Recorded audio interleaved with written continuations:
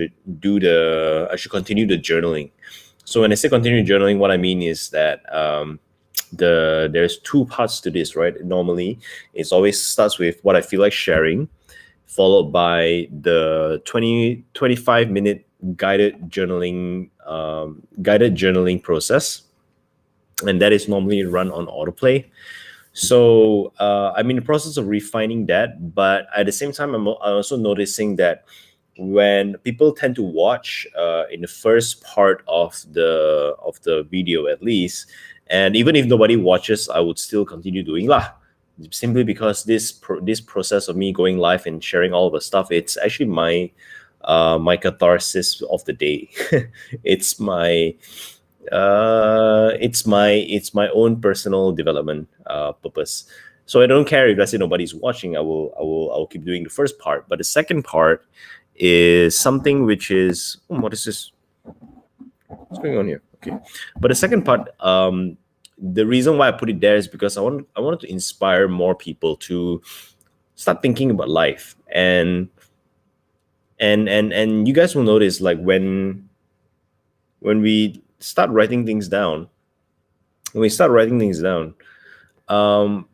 how we think and how we be throughout the whole day actually changes. It has a lot of benefits, but at the same time, it won't have any benefit unless you do it. So I would like to ask you guys: should I continue doing that? Like, should I? The first part I will do nonetheless, but the second part, should I keep playing the visualization video and let you guys do it, or should I just remove it? If nobody comments anything, I'm gonna just remove it. If you guys find it helpful or anything like that, even if just one person, even if just one of you find that it's helpful, right? If you let me know, if you comment down there saying that the journaling process is helpful for you, I will keep on doing it. So that is all I want to share. In the meantime, my brain is quite buzzing right now, thanks to the NLP class. Simply because if nothing I think I know is not a belief, then how can I not have a belief? So in other words, everything that I know and everything that I see are simply a matter of belief. I believe I see. I believe I'm talking to you guys. I believe that behind me is a green screen. Even though I see, but it's actually, in actual truth, is I believe. So how can I function without belief? And if I function without, and how can I function without a belief? That is a question that I'm thinking today. So who mentioned that the cure for pride is, what can I learn about this? You see, the mind's function, the way the mind function is this: you cannot eliminate something from the mind. You can only put a focus to it. So as an example, your computer have RAM, RAM. If you devote 70% of the RAM to do one task, 30% of the time it's either sitting idle or is doing other things. But our mind, if you devote 70% to a task, 30% for sure will be doing other things. And for people who don't want to think and to do any task, 100% of their brain is hijacked to do everything else that is completely irrelevant to their life. So that is the reason why some people are so directionless. Some people overthink. It's actually not a matter of overthinking. It's not. It's actually not a matter of overthinking. It's a matter of it's a matter that they spend too little percentage of the mind on a directed task. That is the problem. So if you don't want to think, so you only spend time to think on the bare minimum necessary, then most of the time it's going to spend on thinking unnecessary thoughts. So therefore overthink. If I allow myself to be completely and totally consumed with the thought and the task of what can I learn about every moment. That would indeed be the cure for pride.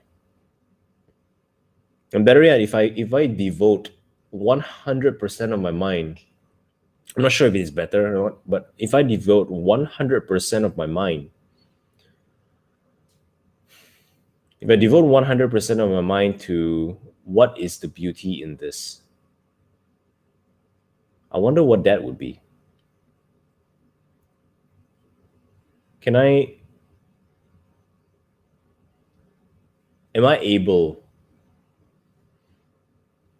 to allow myself to 100% be consumed with pure appreciation? Jiddu Krishnamurti calls it choiceless awareness. Choiceless awareness. That means I'm aware, but at the same time, I don't choose anything. And if I can just be appreciated,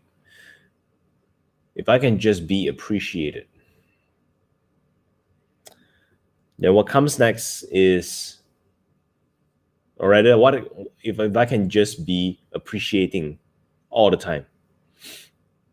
Then what comes next is that I can see the beauty in people, in things, which will further my own goal of learning how to love everyone and everything.